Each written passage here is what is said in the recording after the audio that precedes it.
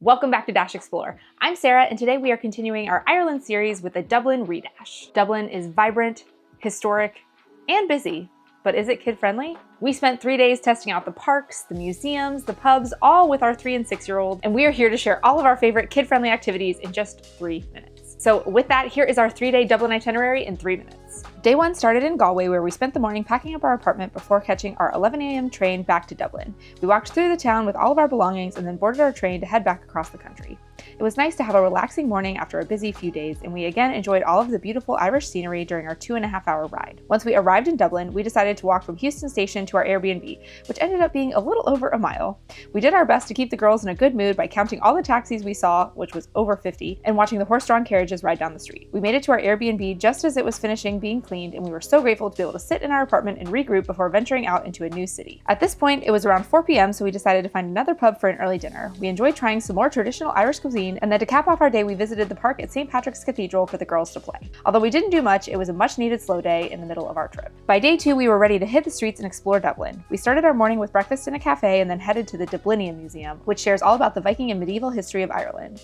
Haley had learned about Vikings from a Magic Treehouse book a few years ago and ever since has been fascinated by them, so she was so excited to explore this museum. There were so many interactive stations and we had a blast. We also climbed to the top of St. Michael's Tower at the end of our time there to get a beautiful view of the city. After a full morning of learning at Dublinia, it was time for us to take a break and have lunch. We went to the Harry Lemon pub, which had been recommended to us by many friends, and enjoyed a relaxing lunch away from all the rain outside. Although it continued to rain after lunch, we were excited to see more of Dublin, so we zipped up our raincoats and ventured out. We made an obligatory stop by the Molly Malone statue to say that we did it, and then went over to Grafton Street to see all the shops. The rain continued to pour, so we ducked into the Disney store for about 30 minutes, and the girls had a blast seeing all of their favorite characters. From there, we walked through the Stephen's Green Shopping Center to do some more souvenir shopping, and then stopped at the gelato shop just outside before taking a walk through St. Stephen's Green. The park was beautiful, and I hate that it was raining so hard because I feel like the girls could have spent hours running around through here. But naturally, as soon as we decided it was time to leave, the rain stopped and the sky completely cleared. We were all wet and tired at this point, so we walked back to our apartment to dry off and relax a little bit. Then, after 6 days of being in Ireland, we decided it was finally time to try some Irish whiskey, so we stopped in the Teeling Distillery for a tasting.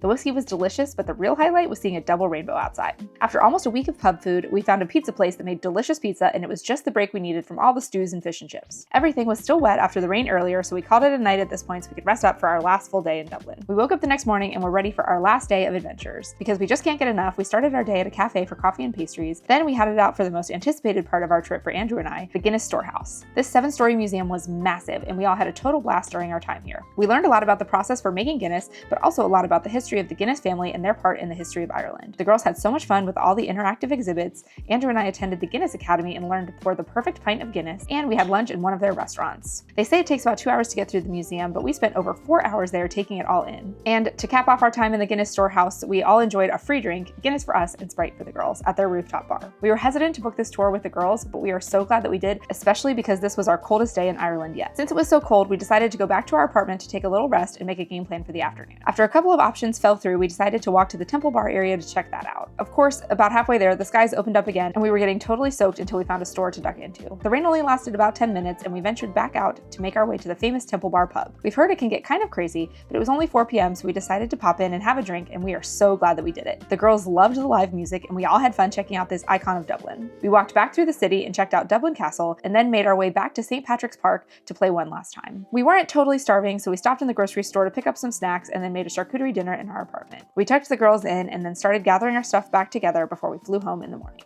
Whew, that is a wrap on our 3 days in Dublin. I was completely shocked by the amount of kid-friendly activities there were to do in Dublin, and I know we could have spent several more days exploring more museums, the zoo, and of course, more playgrounds. Now, before we go, it's time to jump into our Re-DASH rating. So to start off, we'll talk about accessibility, and for this one, we give Dublin a 7 out of 10. Especially since we were just coming from Galway, Dublin was so much busier. It definitely had more of that big city feel, which can make you feel a little more nervous when you have little ones who don't like to look before they cross the street. However, the sidewalks in Dublin were much smoother, making it easier for not only strollers, but also our suitcases. And there's also an excellent bus system in Dublin that can get you from place to place. All right, next we are moving into Kid Joy, and we give Dublin an 8 out of 10. As I've already mentioned, there was so much for the kids to do in Dublin, and the girls had an absolute blast. And considering we had so many things we didn't get to on our wish list, we are definitely going to need to make a trip back to Dublin to check some more of those things off our list. And the final part of our Re-DASH rating is parent sanity, and for this one we give Dublin an 8 out of 10. There are so many places to eat, as I've already mentioned, so many different activities to do throughout the day, lots of playgrounds, and we all just had an excellent time while we were in Dublin, and that makes things so much more relaxing for us as parents. So again, we would highly recommend that you add Dublin to your Ireland itinerary, especially if you have little kids. There is so much for you to see and do there, and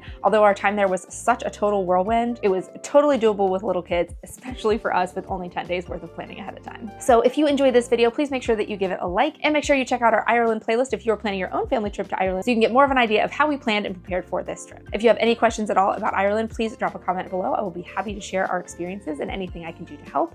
And make sure you hit the subscribe button so that you can follow along for more of our family travel adventures and family travel inspiration. And next week I will be sharing our unpack with me from our time in Ireland so you can see all the stuff that we had brought to Ireland and whether it was worth it or whether we should have left it at home. So thank you so much for watching today. Don't forget to follow us on Instagram and Facebook for more behind the scenes details, and we will catch you in the next one.